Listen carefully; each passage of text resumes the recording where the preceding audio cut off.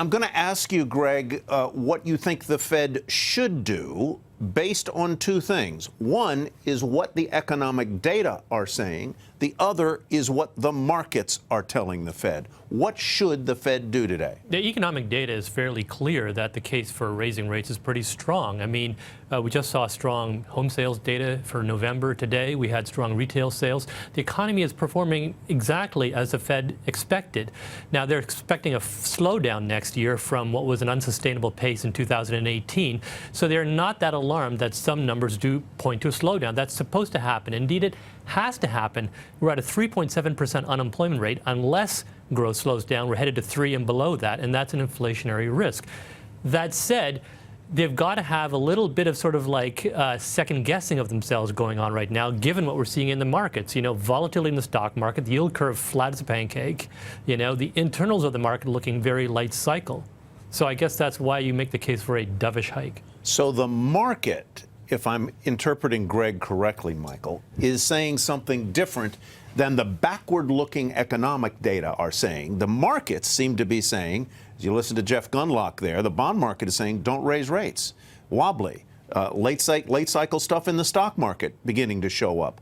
What do you think is going to carry the day in the Fed's thinking, given the fact that they've been pretty forward in saying they're going to continue gradually raising rates to normalize?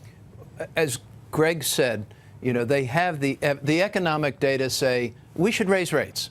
Okay. Now, they are less overwhelming and compelling than they have been in a long time. So things are clearly slowing down. And as you look at a 2.5% sort of percent GDP rate for the next couple of years, it makes sense that perhaps they should adjust and be a little more data dependent. Markets, you know, markets are still have been given a sugar fix, you know, for every day for 10 years from the Federal Reserve, and the Fed saying we're not going to give you sugar anymore. I mean, there's got to be some sort of responsible medicine out there where they taper us off. And, well, isn't that what they've been doing? Well, they've been trying. They've been lifting rates every quarter for a couple of years now, or largely, and taking that qualitative easing out of the system. So this language today is going to be very important, right? The guidance going forward about what we're going to get from the Fed going forward, I think makes this the most important inflection point for a Fed meeting that we've seen in a long time. So let me go jump in. I want to make an important point here, is that the very removal of that forward guidance is itself a form of monetary tightening. Yes.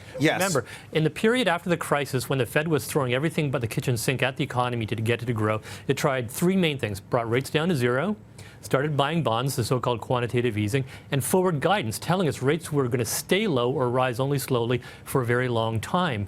They have one by one taken each of those unconventional forms of easing away. They're raising rates, they're shrinking the balance sheet, and as of today, the forward guidance goes away. That's one of the reasons why risk markets and stocks are struggling so much. The Fed needs to be aware that this is not your father's tightening cycle, that they do have some risk of overdoing it because they're pulling back from the hand-holding, yes, the sugar high. And by the way, sugar high I don't mean as a bad thing. So I want to get to a couple of things. I'm famous for my compound questions, so I'm going to ask one part to you and the other part to you. Let's say the Fed does what a minority of Fed watchers think it will do, and that is pause right here, not raise rates. Is there a risk in that, Greg, that by doing so, the Fed will either explicitly or inadvertently be signaling to markets that the economy is worse off than we thought it was, it is in danger of weakening? There's always that risk, but if the Fed genuinely thought the economy is in danger of weakening, then the risk of raising rates is far greater than the risk of leaving rates alone and taking it on the chin with respect to some bad signaling. So you'd prefer to see them do that. Okay, let me pose a different side of that question to you, Michael Farr, and that is this. The president has been outspoken in saying, hey, listen to the markets, feel the markets. It's saying, watch out. If the Fed stays and pauses right here, are they in danger of appearing to the markets that they are the president's puppet? You know, as you asked the first question to Greg, that's what I thought. I said, yeah, no, the real risk would be they're going to look like they're caving in to presidents to political power. Right. And having that political independence is so important for the Federal Reserve. The Fed needs to be apolitical. They need to be left alone. And the great irony is, you know, the president wants lower rates. If he had not been so vocal, perhaps, about these lower rates, it would have given the Fed more room. The president says he respects the independence of the Fed. I actually disagree with you on that one. I honestly believe that these guys are basically putting their hands over their ears, looking at the data, trying to get a feel for the markets, make the right decision, you don't irrespective. think they care at all? They care. They care, but on. it doesn't. But there's basically a no-win situation. If they act, if they do it because the president wants it, that's a losing game. If they do it because the president doesn't want it, that's a losing game. Let me they have to stick to we got to go, but I want to get a definitional matter cleared up here. When you say a dovish hike, what do you mean?